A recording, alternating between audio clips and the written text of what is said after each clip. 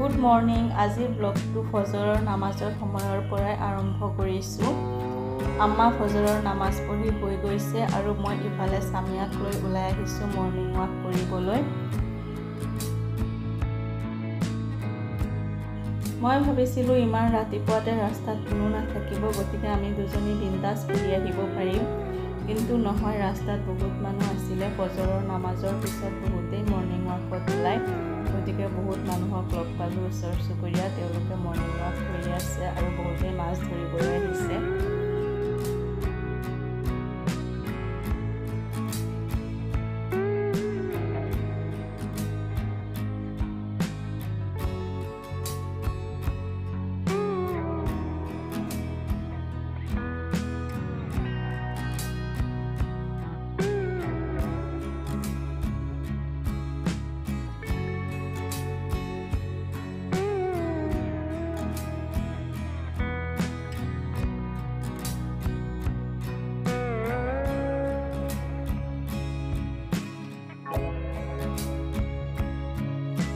সামিয়াৰ টোপনি ভাবি যোৱা নাই, কাৰণ মই তাইক ব্ৰাছ কৰিবলৈকে নিদিলোঁ, এনেকৈ লৈ ওলাই আহিছোঁ।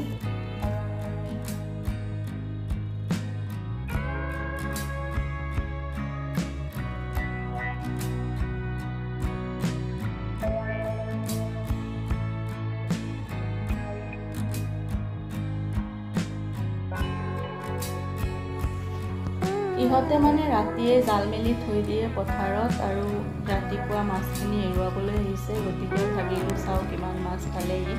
কোনে কোনে এনেকৈ মাছ ধৰি পাইছে কমেণ্ট কৰি জনাবচোন।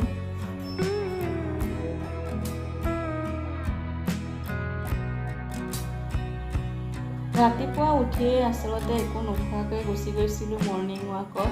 ঘূৰি আহি ভাবিলোঁ গৰম পানী অকণমান কৰি লওঁ আৰু চাহ অকণমান বাকি লওঁ, গতিকে মই পানী গৰম কৰি লৈছোঁ আৰু ইফালে চাহ অকণমান বহাই দিছোঁ।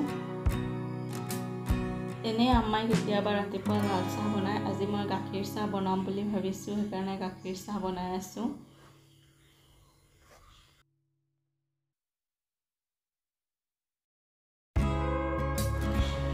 এয়া চাওক, মোৰ গৰম গৰম চাহ ৰেডি হৈ গ'ল আৰু গোটেই চাহখিনি মই চেকি ল'ম, তাৰপিছত আম্মাৰখিনি ৰাখি থৈ দিম, কাৰণ আম্মা অলপ দেৰিকৈ উঠিব আৰু দেৰিলৈকে যদি এনেকৈ চাহপাতৰ সৈতে চাহখিনি ৰাখি দিওঁ তেতিয়াহ'লে তিতা হৈ যাব আৰু খাব নোৱাৰা হ'ব। আসসালামু আলাইকুম friends, welcome back to my new blog. আশা কৰোঁ আপোনালোক সকলো ভালে আছে। মুস্তাক নাছৰিনৰ অন্য এটি ব্লগলৈ মই নাছৰিনে আপোনালোক সকলোকে পুনৰবাৰ স্বাগতম জনাইছোঁ। আজি আমি বনাই আছোঁ ইলিছ মাছৰ ৰেচিপি আৰু কেনেকৈ বনাইছোঁ সকলোবোৰ শ্বেয়াৰ কৰিম আপোনালোকৰ লগত। অনুগ্ৰহ কৰি ভিডিঅ'টো শেষলৈকে চাব।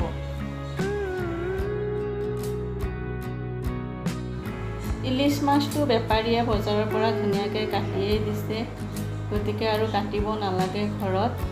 আৰু লগত আনিছে মোৱা মাছ।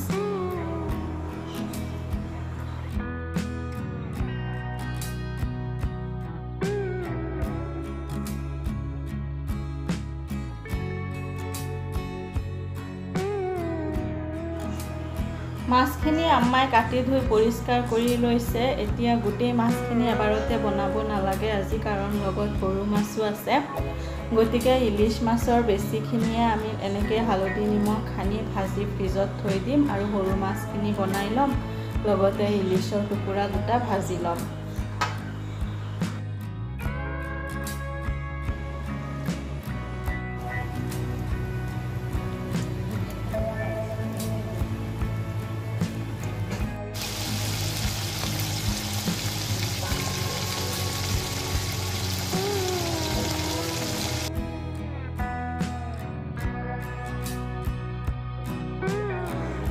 ইলিছ মাছ ভাজি থাকিলে ইমান ধুনীয়া সুগন্ধ ওলায়, আচলতে গোটেই ঘৰখন একেবাৰে আমোল মোলাই গৈছে। এই যে তেলৰ জোলখিনি দেখা পাইছে, এই গোটেইখিনি মাছৰ তেলেই হয়, আমি বেলেগকৈ ইমান বেছি তেল ব্যৱহাৰ কৰা নাই। আধাখিনি মোৱা মাছ এনেকৈ নিমখ হালধিৰে গৰম কৰি ৰাখি থৈ দিছে আৰু বাকী আধাখিনি বেঙেনাৰ লগত এনেকৈ কম জোল দি বনাইছে।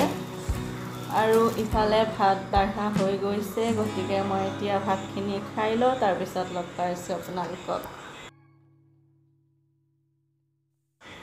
আজিৰ ভিডিঅ'টো তেনেহ'লে ইয়াতে সামৰিছোঁ। যদি ভিডিঅ'টো চাই ভাল লাগিছে তেনেহ'লে লাইক কৰিব, শ্বেয়াৰ কৰিব আৰু মোৰ চেনেলটো ছাবস্ক্ৰাইব কৰিব। ভিডিঅ'টো শেষলৈকে চোৱাৰ বাবে আপোনালোক সকলোকে বহুত বহুত ধন্যবাদ। লগ পাম অন্য এটা নতুন ভিডিঅ'ৰ সৈতে।